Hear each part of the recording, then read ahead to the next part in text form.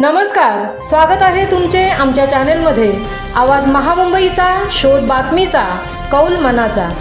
चला तर मग आमचे चॅनल शेअर करा, लाईक करा आणि सबस्क्राइब करा। धन्यवाद। पोलादपूरचे भूमिपुत्र आमदार प्रवीण दरेकर यांचा होलिका उत्सवात सहभाग।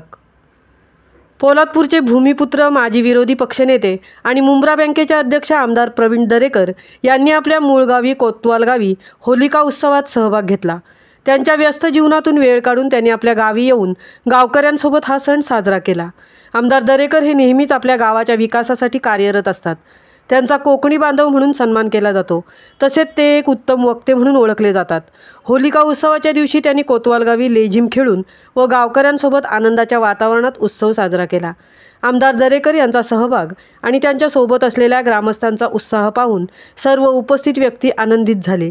या उत्सवात प्रवीण दरेकर यांनी आपल्या गावी व गावकऱ्यांसोबत एकत्र येऊन होलिका दहनाची परंपरा पाळली आणि यावेळी ग्रामस्थांसोबत नात्यांची गोडी वाढवली।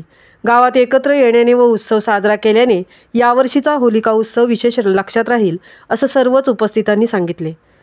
आवाज महामुंबईचा चॅनेलसाठी सिद्धेश पवार सह तृप्ती भोईर, पोलादपूर।